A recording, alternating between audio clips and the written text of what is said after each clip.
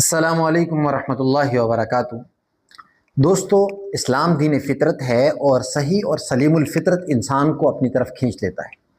یہی وجہ ہے کہ آج اسلام سب سے تیزی سے پھیلنے والا مذہب ہے، اور جو لوگ اسلام قبول کر رہے ہیں وہ اس کے مکمل اور ہمگیر نظام ہونے کی وجہ سے ہی قبول کر رہے ہیں، اور یہ بات دشمنان اسلام کو کسی زمانے میں برداشت نہیں ہوئی اور نہ آج ہو رہی ہے۔ چنانچہ باقاعدہ پروپیگنڈے کے تحت اسلام اور شعائر اسلام پر اعتراضات کر کے اسلام اور مسلمانوں کو بدنام کرنے کی ناپاک کوششیں ہوتی رہی ہیں، اور آج اس میں بہت تیزی کے ساتھ اضافہ ہوتا جا رہا ہے۔ اسلام اور اس کی کلیات و جزیات کے خلاف اٹھائے جانے والے یہ بیہودہ قسم کے اعتراضات اور شبہات کو بڑے پیمانے پر عام کیا جا رہا ہے۔ میڈیا ہو، سوشل میڈیا ہو، ان کے ذریعے اسلام مخالف اعتراضات و شبہات کو گھر گھر تک پہنچایا جا رہا ہے، اور یہ شبہات گھر گھر پہنچ چکے ہیں۔ مسلمانوں کو اللہ تعالیٰ کے وجود، اللہ تعالیٰ کی صفات، نبوت و رسالت اور قرآن و سنت سے ثابت شدہ حقائق کے متعلق شکوک و شبہات میں مبتلا کیا جا رہا ہے۔ ہزاروں کتابیں ایسی لکھی جا چکی ہیں جن میں رسالت مآب صلی اللہ علیہ وسلم کی کردار کشی کی گئی، قرآن و سنت سے خود ساختہ مفہوم نکال کر اور اسلام کے واضح، صاف اور شفاف اور رحیمانہ تعلیمات حقہ کو ختم کر کے دنیا کے سامنے اس طرح رکھا جا رہا ہے کہ ایک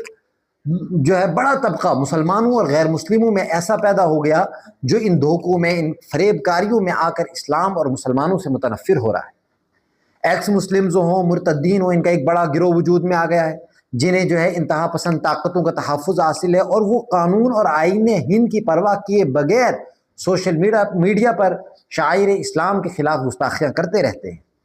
دوستوں، موجودہ دور میں امت مسلمہ کے لیے سب سے بڑا چیلنج دین اور ایمان کی حفاظت اور نئی نسل میں بڑھتی ہوئی بے دینی، الحاد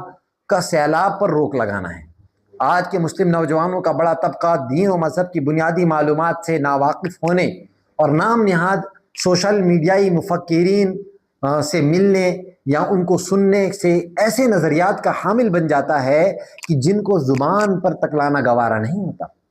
چنانچہ آپ اسکولوں، کالجز اور یونیورسٹیز کے بچوں کو دیکھیں، وہاں کے بچے، نوجوان، ان کے ذہنوں کو یوں متنفر کیا جاتا ہے کہ ایک چھوٹا سا بچہ بھی یہ کہہ رہا ہوتا ہے کہ بھائی اگر میں نے خدا کو نہیں دیکھا تو میں کیوں مانوں؟ اگر میں نے جنت کو، جہنم کو نہیں دیکھا تو کیوں میں اس پر ایمان لاؤں؟ یہ صورتحال مسلمانوں کے لیے لمحہ فکریہ ہے، اور اس سے یہ اندازہ لگانا مشکل نہیں کہ نئی نسل کتنی تیزی کے ساتھ کس راہ پر گامزن ہے۔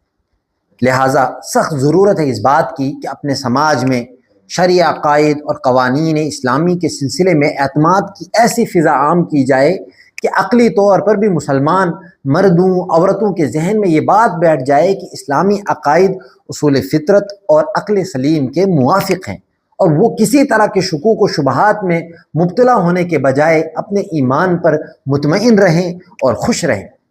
لہٰذا اسی تعلق سے ہم نے اس سیریز کا آغاز کیا ہے۔ بہت سارے نوجوان ایسے ہوتے ہیں جو ان سوالوں کا جواب دینے کی کوشش کرتے ہیں، بہت سارے نوجوان ایسے ہوتے ہیں جو دعوت کی غرض سے گئے ہوتے ہیں، بہت سارے لوگ ایسے ہوتے ہیں جو مرتدین اور ملحدین کی سٹریمز پر دیکھنے کو ملتے ہیں کہ وہ سوال کر رہے ہیں، اور ان کے ذہن میں یہ ہوتا ہے کہ ہمارے سوال کا جواب کسی کے پاس نہیں ہے۔ لہٰذا جب وہ جاتے ہیں تو چونکہ وہ بحث و مباحثے کے اصولی بنیادوں سے واقف نہیں ہوتے ہیں، ان کو یہ نہیں معلوم ہوتا کہ گفتگو کس طریقے سے کرنی ہے، لہٰذا وہ جواب دینے کے بجائے یا دفاع کرنے کے بجائے خود شکوک و شبہات میں مبتلا ہو جاتے ہیں، اور بعد میں یہ نتیجہ نکلتا ہے کہ وہ اپنے ہی ایمان کا سودا کر دیتے ہیں۔ لہٰذا اسی تعلق سے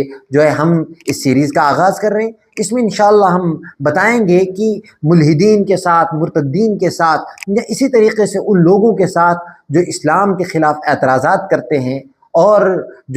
اسلام کے خلاف پروپیگنڈے کرتے ہیں، ان کے ساتھ کس طریقے سے بات کی جائے، ان کے ساتھ اگر بحث کرنی ہے تو کس طریقے سے کی جائے، وہ کون سے اصول ہیں جن کو ہمیں سامنے رکھنا ہے، تو ان اصولوں سے انشاءاللہ اس سیریز میں واقف کرایا جائے گا۔ آج کے لیے ہم اتنا ہی رکھتے ہیں، اگلی ویڈیو میں پھر ہم اسی جیسے مواد کے ساتھ ملیں گے۔ تب تک کے لیے اجازت چاہتا ہوں۔ السلام علیکم۔